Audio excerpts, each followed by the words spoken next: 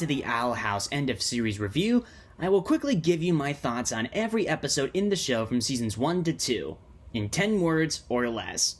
And yes, there will be some spoilers. You've been warned. At first, decent. On rewatch, better. See, you don't need the prophecy crotch. Willow, Amity, and Hexside all together make it fantastic. Monster Ida is freaky. The true beginning of Lumity. This is why you don't trust scam artists. The seeds of Lumity are growing. See my review for more detail. TLDR, average.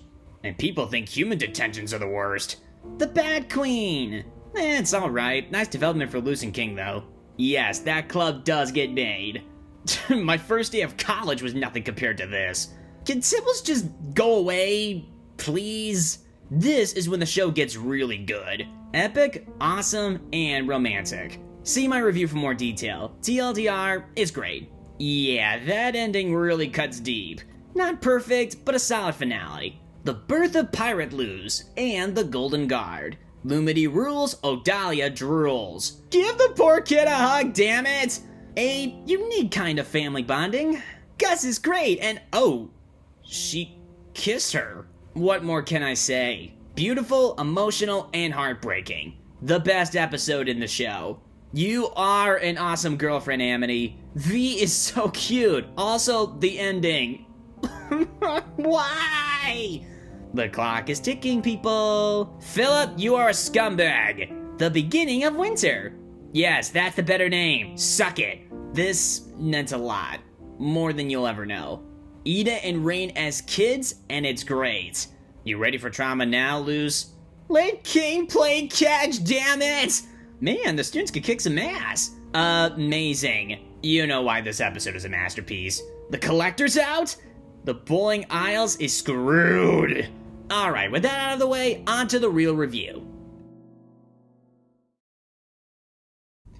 Hey guys, Sam here, and welcome to my review of Owl House Season 3. It's no small secret that I love the Owl House. I love it for its characters, story, animation, mythos, comedy, drama, etc. I may have said it before, but again, I honestly haven't been this in love with an animated show since Avatar: The Last Airbender. And like Avatar, I do hope we get to see more from this series in the future, at least in comics and other spin-offs. Does it suck that we didn't get another season? Sure. Do I want to see more episodes? Yeah. But for me, I kept telling myself that if the show could manage to wrap up its main story as well as it can with the time they had left, then maybe it's still worth it. So, was it worth it? I mean, despite there only being 3 episodes, they weren't 22 minutes either. They were allowed to be longer, 44 minutes long even. Hell, the last one is nearly an hour long. Surely that means they can pack so much stuff into these specials, right? Well, let's start at the beginning. You know the drill, summary first, thoughts after. No fun facts or big jokes this time. If I did those, this video would be way longer than it should be. I just want to talk about the specials themselves. I'll sneak in a joke here and there, but this will be an honest and serious review. Good? Good. Let's begin. Let's start with the first special, Thanks to Them. It picks up right where it left off with our gang stuck in the human realm and on Luz's mother's doorstep. Once they talk with her about what's going on and what they've gone through, Camila allows Luz's friends to stay with her. So for the next few weeks or couple months, Luz and her friends stay in the human realm and have their own little adventures. While their multiple attempts at making a portal to get back to the Boiling Isles end in failure, there are some good things that happen. Luz comes out as bisexual to her mother and tells her that she's dating Amity, which Camila supports. V gets a new look, the gang all get new clothes, Hunter, with help, cuts his hair, they all play in the rain that doesn't boil, etc. Heck, they're even trying to learn Spanish, and since V has been with Camila longer, she's adapted to the new language and surroundings better. Anyway, while they're hanging out in the shed, they discover a small box hidden in the floorboards. It contains some kind of map that they believe connects to the portal. They decide that they'll go into town tomorrow to look for more answers.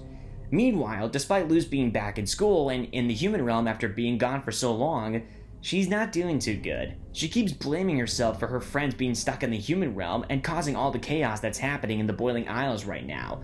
She even confesses these feelings to Camila, who assures her that it's okay, mistakes are made so that we can learn from them.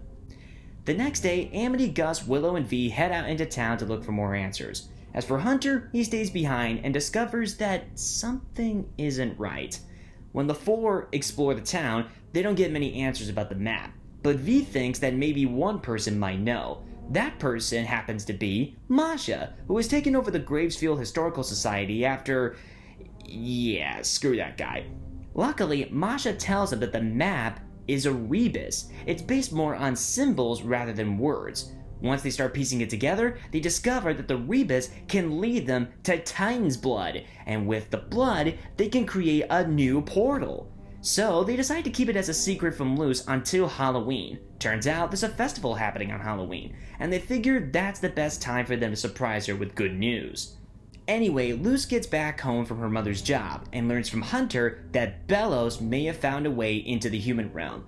They decide to look for him by searching in the basement. When they don't find anything, they shrug it off and think they're fine. But little do they know that Bellows is on Hunter as we speak. When they get back in the house, they're told by Amity and Co. about the festival and agree to go with them all dressed up. On the day of the festival, things seem to be fine. They're all dressed up in their costumes, they're having a good time, the usual. But after they listen to a story from Masha that sounds eerily like the story of Bellows and Caleb, his brother, Hunter tells Luz about the rebus and how it might help them find Titan's blood. After Flapjack retrieves the rebus, the two set off to look for it. Luz also discovers that her glyphs get stronger and stronger the closer she gets to the blood. But as Luz and Hunter keep going, Bellows slowly but surely begins to possess Hunter. When Luz finally finds the location of the Titan's blood, Bellows and Hunter's body strikes. Thankfully, Luz's mother and friends show up and they get involved in the battle against Bellows. In the middle of it, he gets a hold of Hunter's talisman, Flapjack, and nearly crushes him. But luckily, Hunter starts fighting back, and through sheer willpower, throws the vial of Titan's blood in the lake. Bellows and Hunter's body jumps in after it, which makes Hunter lose consciousness. Camila does manage to save him, and Bellows separates from him. But he got what he wanted. He uses the blood to make a new portal, and goes through. Right now, Hunter's not looking too good. And Luz finally tells her friends that he's a Grimwalker. But they don't know what to do. They don't know how to revive him. They don't really know how to save him. They're not really sure that even the human doctors can save him. So, despite being in a lot of pain, Flapjack lays on Hunter's body and brings him back by sacrificing his own life. After that's settled, Luz finally tells her friends about how she, Bellows, and the Collector are connected and why she didn't tell them right away. She thought that they would hate her. Just say, how could you do this? Stuff like that. And she also has something even more important to say. You see, before the festival, Luz made a diary entry on her laptop, which is something she has done in the past. And yes, when Camila does find the diary entries later on, I will say right away, they are both really cute and also kind of heartbreaking at the same time. Anyway, she talks about how naive she was and how she thought it would be great to become a witch. But she feels that she's made everything worse because of her foolish optimism. So she decides that once the whole ordeal with Bellows is taken care of, she will stay in the human realm forever. This is something Camila managed to find out before the battle with Bellows. So just before Luz is about to tell her friends about her decision, Camila interrupts by saying that she will be coming to the demon realm with her. Once Luz's friends, girlfriend, and mother give her the comfort and the pep talk she needs to get some confidence, she goes with him through the portal, while V stays behind to keep up appearances so no one is suspicious about their disappearance. So that's the story. What are my thoughts? I loved it. There's a lot of good things here. First off, the animation, voice acting, and comedy are pretty good. They do take advantage of how Luz's friends react to the human realm, and there are a lot of funny moments. The freaky giraffe, Amity falling on her face, and Gus and Hunter getting into a fictional series that even Camila's a fan of, Cosmic Frontier. It's like Luz and Amity's love for Witch Azura, except this one is a space drama. I did like how they managed to combine some slice-of-life elements while keeping us engaged with the main story. I also like how they create a scrapbook of their adventures. It's cute and very sweet. Do I wish we could have seen these adventures in episodes? Yeah, but for what we get, it's satisfying enough. They do show us that Luz and Amity did get to have a real date, and they did get to have fun at the beach. Also, this might sound blasphemous, but I'm kind of glad we didn't get to see these little adventures play out in future episodes. I mean, Disney fans already got to see what that was like in Amphibia Season 3. If Owl House had more time, I'm sure they could have made it well, but it still would have been a repeat of what we've seen before. Bottom line, they gave us just enough fish out of water and slice of life stuff without making it too cliched and repetitive. Anyway, there's more to love than just that, like the development given to Luz and her mother, Camila. In this episode, we see that a lot of the joy has been kind of sucked out of Luz. She's tired, being down, feels guilty, angry, and depressed.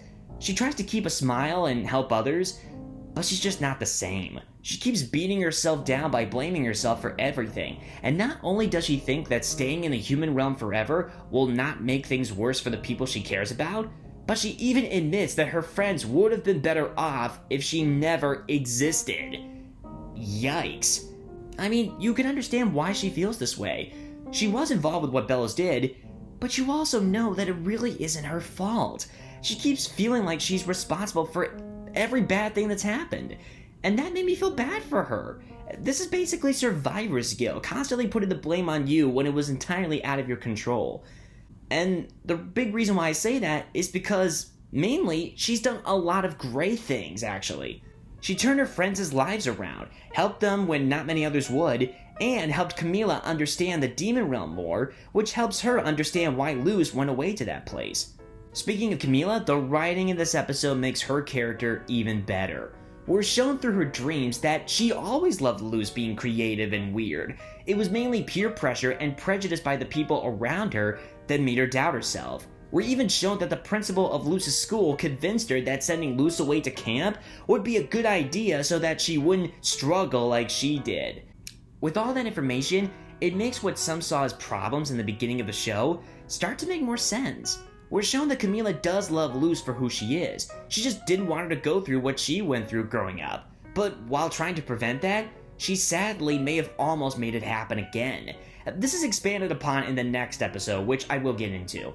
The point is, Camila is a big reason why I love this episode. She's caring, likable, is an awesome mother, risked her life to save Hunter, and she's funny too. When she discovers that Gus and Hunter found her old Cosmic Frontier stuff in the basement, she reacts to it in an awkward way like Luz would. Like mother, like daughter. And it's not just that. We get a few Lumini moments and Winter moments sprinkled here and there. Gus and Hunter are given nice development. Masha is great. I support them and V getting together. V was great as well. The fight scene at the end was great. Flapjack's sacrifice was emotional. I love Amity's callback to what Luz said to her and knock knock knocking on Hootie's door. And I love that Hunter was the one to tell Luz that it's not her fault. If it wasn't her that was involved, Bellows would have found someone else to trick. Yep. Hitting the nail right on the head. Now, with all that said, is the episode perfect? No, not exactly. There are a couple jokes that are a little meh for me. These two characters pop up in the episode, and we never see them again, which makes me wonder what the point of them was. I do wish we got to see a bit more of what was going on in the Boing Isles, which I know they made up for the next episode, but you get what I mean. And I do kind of wish V did go with the gang to help them. But I do understand why she stayed. To keep up appearances, and because she's not ready to go back just yet. I mean, if I was in her place, having been tortured for a good portion of her life in the Boiling Isles, and I finally was able to escape it, yeah, I probably wouldn't want to return to that. Like I said, it's not perfect, but I still love thanks to them. It gives us a little breather after what happened in Season 2's finale, it gives us some cool moments, funny moments, sweet moments, dramatic moments, and it was a great start to what would come later. So the final score I'll give this episode is a 9.5 out of 10. Now let's move on to the second episode, For the Future. Once the gang gets through the portal, they finally see what the Collector has done with the place. Basically, it's an LSD trip gone bad, compared to other bad trips. It seems that the Collector has turned the land into his own little playground. He uses his power to make things bright and colorful, turns the people that don't submit to him into puppets, plays games that have him as the hero, and throughout it all, he plays these games with his new buddy, King. Yeah, he kind of becomes the Collector's advisor and tries to make him not go too extreme, while also trying to be his friend. All the while, he's keeping Ida and Lilith safe and coming up with a plan to stop the Collector. But while he wants to stop him, he doesn't want to destroy him. We see that the Collector doesn't want to do what his predecessors did before him. He's just simply a kid that wants to play and not be all alone.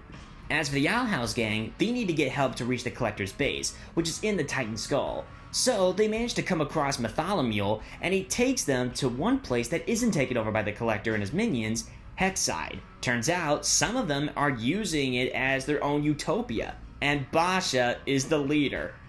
That alone is kind of funny, but there's more. Luz and company ask them for help with the matter, but they refuse. Basha is hesitant about it after what the Collector did with all the adults and her friends, and it seems that she's being influenced by someone else named Mickey. No, not that Mickey. He's more interested in other things. You don't want to know. Anyway, Matt brings the Owl House gang to a secret room so they can make a plan. He even said he's tried to come up with one of his own, but Basha and Mickey won't let it happen. They figure that by taking a memory from Luz in the form of a photo, will let them see how Bellows managed to create the teleportation spell, and that spell could bring them to the Collector. They manage to find it, but they get discovered by Basha and Nikki, who's actually Kikimora. Now the friends are separated, and Kikimora says that she plans to start her own empire with Hexside students. Of course, our heroes manage to fight back, and from that point on, they must fight their way out and back to each other so they can perform the teleportation spell and reach the Collector's base. But there's more. We still have Luz blaming herself and still planning to stay in the human realm forever when everything is done. Willow is dealing with a lot of emotions that she tries to hide, but can't forever. King is trying to find a peaceful way to end the Collector's reign while trying to keep Ida and Lilith safe. There's Luz trying to get her talisman to hatch, Camila trying to truly understand the demon realm as well as help her daughter, and then there's Bellows. Yeah, he's moving about, but just barely. He's decaying away, can only crawl, and is haunted by his dead brother's spirit. He even tries to use his dead body as a new host, but it's not sustainable. So he heads to the Collector's base and possesses Rain's puppet form.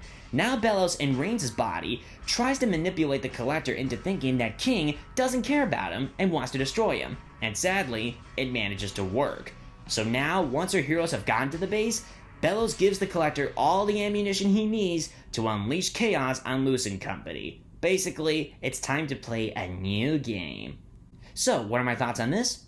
Honestly, I find it to be even better than the last episode. Of course, the voice acting is good as always. The animation is really splendid, especially when they show off what the Collector has done to the Boiling Isles. It kind of reminded me of how Discord changed up Equestria when he had all the power. But it's not an exact copy, and both Discord and the Collector are different characters. They do have that similarity where they don't want to be alone forever, and they are super duper powerful, but there are differences. Discord was a calculating villain turned hero that had been the Lord of all Chaos for many, many years. The Collector is literally what would happen if God was a reckless kid that just wanted to play. I can understand why he wants a friend like King. He wants to have someone he could trust and have fun with. So when you do see him start to think that King doesn't care about him, it is tough to watch. You know that King does care about him, but he also wants to keep the Boiling Isles safe because he knows what the Collector can do if he's off the deep end. Speaking of King, it was nice to see him again. His little Collector outfit is pretty cute. I like how he tries to keep the Collector in check. I like how he reads him stories at night, and even when he's plotting to stop his reign, he doesn't want to hurt him. He just wants to find a better way to end the madness. Basically, he's looking for the gray instead of the black or white. It was also nice to see Ida and Rain again. Thankfully, they did survive. They just couldn't stop the Collector. And it's unfortunate that Rain had to be possessed by Bellows. Oh, it should have happened to Adalia, but I digress. Ida also has just one arm and a new hairstyle, which I really like, and she's still the same old Ida. Funny, but still caring and sweet. I also like Lilith letting her old hair color return. She looks really cute, and I'm glad we got to see her, Ida, and King together again. If people complain about there being no sign of them in the last episode, then this episode makes up for that. But of course, we still have to focus on Luz and the gang, and again, it's done well here. Despite Luz being more determined to make things right, she still feels responsible for what Bellows and the Collector have done. She also still thinks that staying in the human realm is the best alternative.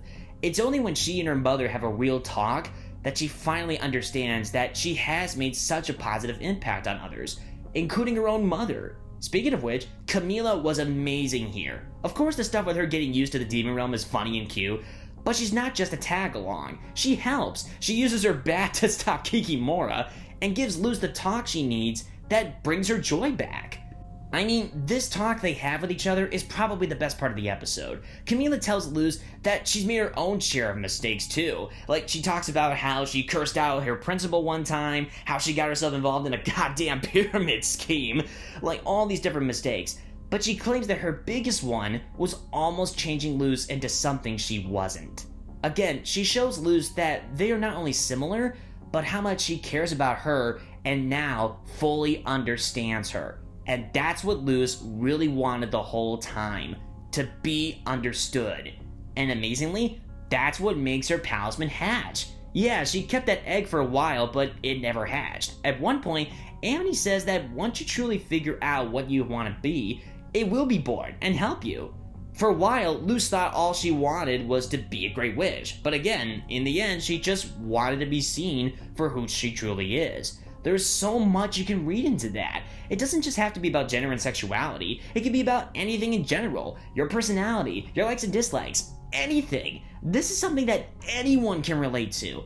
And that's why Luz is a great character. Or at least that's one of the big reasons why she's a great character. And yes, her talisman, String Bean, is very cute. And not only that, but it is so imaginatively creative. It's a snake shifter, has a well-defined design, and is perfect for Luz. Hell, just seeing all the talisman hug Camila at the end of the episode made my heart melt.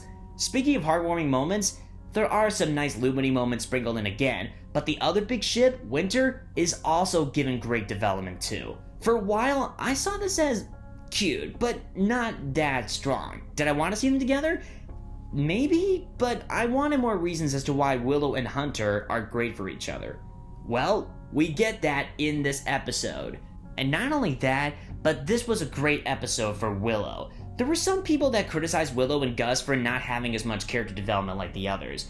And while I can understand with Gus, despite me still liking him, the episode made me like Willow more and gave her the proper development she needed in order to become one of my favorite characters. She's seen as the rock of the group. She's someone that others can rely on, but we clearly see that even she has her own emotional troubles. Her fathers are turned into puppets, she feels that she can't fall apart, otherwise everyone falls apart, and she lets out some of her deep emotions with her magic. And her magic almost ends up killing her friends because she tries to keep it deep down inside. But thankfully, Hunter is there to help her when she's at her lowest point. There's a scene where Willow's powers get out of control and, like I said, they almost kill her friends, and she keeps trying to hide her feelings, which just makes things worse. But when she says that she'll just be half a witch Willow, Hunter springs into action and gives her the words she needs. She's not half a witch Willow. She's so much more than that. She never made anything worse. She is fantastic in her own way, and even Gus tells her that even people that we rely on need people to rely on too. Once she's told that, she finally lets it all out and cries. This is another great scene too. And this is an example of why keeping the rough feelings you have inside is never a good thing. You shouldn't be ashamed to let them out. You can make yourself vulnerable around the ones you care about. So yeah, this episode was great for Willow. It was also great for Hunter too. Because he was given Flapjack's essence, he's given his own kind of power that saves Willow and Gus. I like how he comes to grips with being a Grim Walker, talking to his friends about it, and yes, seeing Willow and Hunter holding each other's pinkies at the end is really adorable. This was so good that even Cat Guy Tunes went, okay, I get it now. I think I like this couple now. And yeah, I kind of feel that way too. And there's more. We have Matt going from a wimp to a kind of a badass. Basha is given nice development without having to completely change her character. Kikimora is someone you just love to hate now. And I love the scene where Amity and her siblings reunite. Sucks that we didn't get to see her dad, but I have to assume that he was probably turned into a puppet too. Hopefully the Blights, excluding Odalia, get a happy ending. And yeah, seeing Odalia and Snapdragon being turned into the Collector's servants is satisfying and funny. That's also something too. Despite the drama, conflict, and emotional moments, it has good comedy. Finding out Matt's full name, Hunter thinking his power came from the magic of friendship, nice MLP reference by the way, and seeing everyone's reaction to Luz having a powerful staff. Like I said, this episode is better than the last one. Are there some issues? Well, maybe a couple. One, I do find the simple misunderstanding cliche with King and the Collector to be kinda sucky. I mean, if he had Spy for just a little bit longer, he would have known the full truth. But again, it's just a nitpick. But the one real problem I do have with this episode involves Bellows. how did he get to the Collector's base when he's literally falling apart? Maybe it's sheer willpower, but even that's kind of a stretch. Our heroes had to get there by using a spell, and yet Bellows got there by just simply crawling. He should have collapsed at any moment, especially when he couldn't take over his dead brother's corpse. So, yeah, that was just my only real problem. But everything else is great. Animation, voice acting, comedy, drama, action, etc. It took what the first episode built up, and not only gave us great stuff, but it made a lot of the characters we've grown to love even better. So the final score I'll give this one is a 9.7 out of 10. Now let's get to the last part, watching and dreaming. So, does this one wrap everything up nicely? Does it give us a satisfying conclusion? Well, let's take a look. It starts with Luz, her friends, and her mom being taken away by the Collector. Luz eventually wakes up in the Emperor's castle wearing Bellows' uniform. Yeah, she's stuck in a nightmare where all her friends blame her for everything and make her think that she's the bad guy that must be put down. But it's not just her that goes through a bad dream. Ida has her own nightmare where her own family sees her as a monster, and she's haunted by what she accidentally did to her father. As for King, he's basically shown his dead relatives. Think of it like the time Hunter saw the corpses of the other Golden Guards, but worse. So yeah, things aren't going great. But luckily, Luz figures out that the nightmare is simply that, a nightmare. It's not real. She uses her glyph magic to snap her friends out of the Collector's control temporarily, and they have just enough time to tell her what's happening before being taken away. And if you're wondering, yes, they did get turned into puppets. But through sheer willpower, Amity's able to regain her old form and save her friends too, by using one of Luz's glyph magic spells. Cutting back to Luz, once she's out of her nightmare, she saves Ida and King from theirs before having an emotional reunion with them. This does not make the Collector happy at all. They did all that because Bellows in Rain's body told them that this would make them see the error of their ways. Now the Collector's afraid King will hate them for what they've done. As they keep talking, the Collector lets it slip to Bellows that King is a Titan, and the beating heart in the castle belongs to the old Titan, i.e. King's dad. So now, Bellows' plan changes. He decides to head back to the castle and take over the heart so he can destroy the demon realm once and for all, while the Collector goes to torment Luz, King, and Ida. We actually get a pretty wacky fight scene with them too. The Collector tries to use their powers to take our heroes down, but they manage to fight back. Soon, the Collector stops their attack and begins to cry. Like I said in the last episode, they're not exactly the bad guy here. They just wanted a friend or buddy that didn't try to lie, manipulate, or trick them. The Collector even gives us the backstory on how they got trapped by the Titan. His siblings basically made him go play with the Titans so they didn't have to play with them. But soon, they wiped out the Titans because they thought they were too powerful, and the last Titan, King's dad, thought the Collector was responsible for it. So, this is basically a kid who's had their heart broken too many times. So, Luz being Luz tries to show them how she became friends with Ida and King. Meanwhile, Bellows tries to get to the castle in Rain's body. Thankfully, Rain manages to get Bellows out, but he has just enough strength to get to the heart. Rain tries to stop him, but it's too late. Meanwhile, Luz, King, and Ida try to help the Collector however they can. It's not easy, but they tell them that what they went through and how they made their relationships work wasn't easy either. But just when it looks like progress is being made, Bellows begins to attack. The Collector tries to stop him by literally using Luz's advice, kindness, and forgiveness. So yeah, kill him with kindness, basically. But it doesn't work, and Bellows almost destroys the Collector. Thankfully, Luz saves them, but sadly, she gets hit and starts to wither away because of Bellows' new magic. And for a moment, it seems like she's really dead.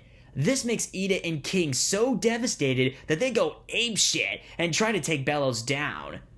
But in the middle of that, Luz is actually stuck in some kind of limbo, somewhere close to what she saw when she tried to make a portal for the first time, but you get what I mean. And he meets someone else that's there. King's dad. Yeah, the old Titan. Turns out he was never actually dead. Well, kind of in between dead, but just trapped in limbo like Luz.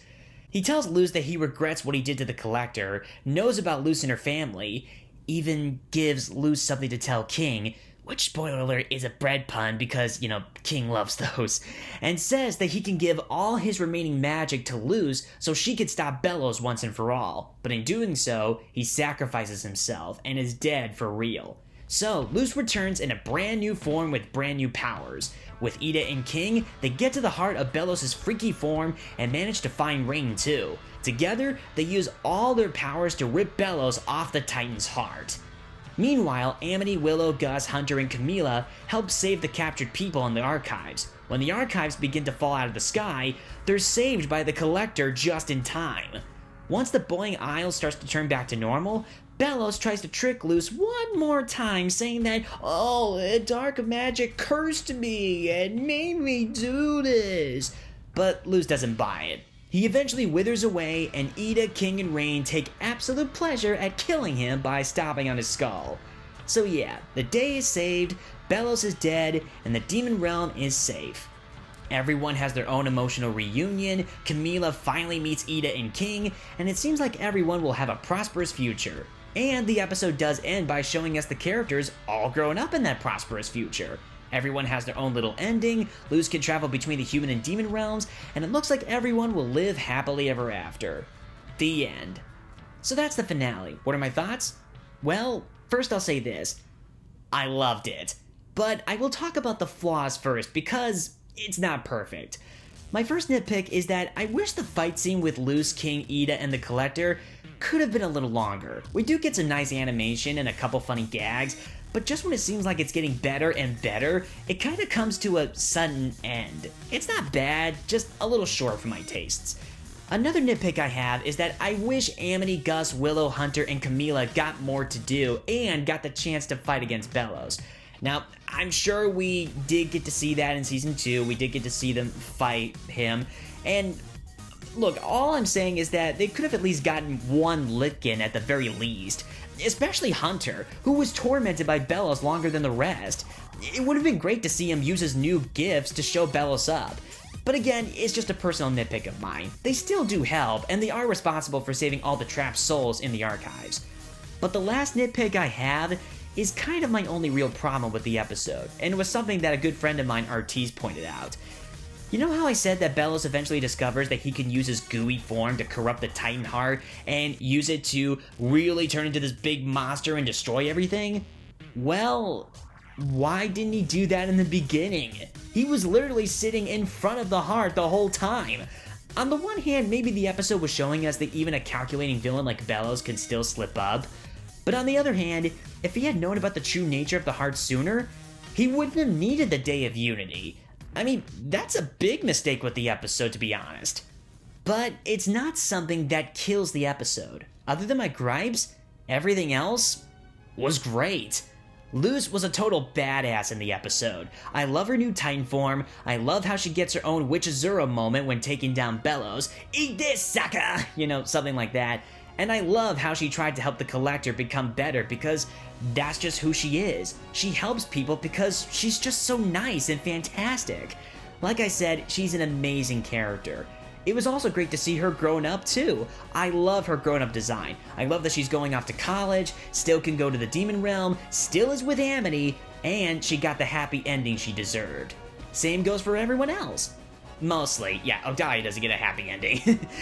The reunions at the end were very sweet. Amity with her father, Willow with her dads, Gus with his dad, Hunter with Darius, etc. King and Ida were great here too. They get some of the most badass and emotional scenes in the episode. And when they worked together with Luz and eventually Rain to stop Bellows, I had a smile on my face the whole time. I also liked how String Bean was involved with him too. Rain was also great here. I'm glad they got the chance to fight back against Bellows, and that they got the chance to stomp on his skull too. Like they said, it was really satisfying. And yeah, seeing Bellows meet his end is truly fitting. There's no redemption for him because he doesn't deserve it. The show lets him be the big time bad guy, and they let him die like a classic Disney villain, like Ursula or Scar. He was given many chances, but he squandered them. In the end, his fear, disdain for witches, and lies helped him meet his maker. Do I want to see some people turn a new leaf and correct their mistakes? Sure, but only if it's earned. The show makes it very clear that Bellows is beyond saving. Trust me, he got the ending he deserved.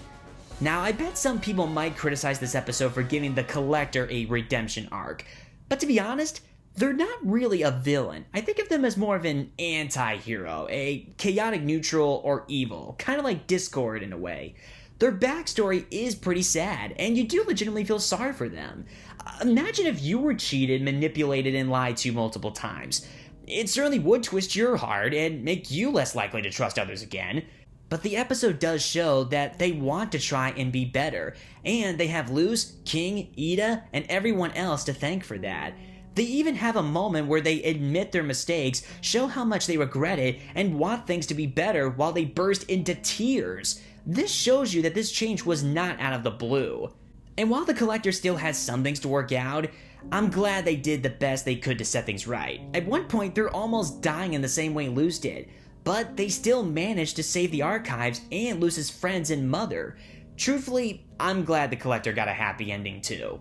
As for everything else, it's great. The animation was amazing, the voice acting was splendid, the action was awesome, the emotional moments were solid, the satisfying moments were very satisfying, the reunions were heartwarming, and the music.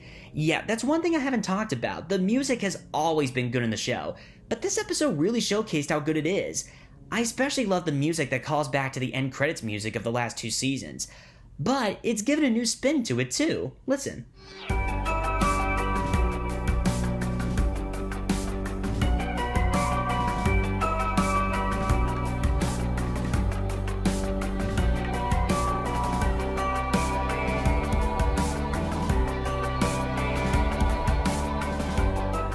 And yeah, seeing our favorite characters all growing up with their new looks was great. Luz looks awesome, Amity does as well.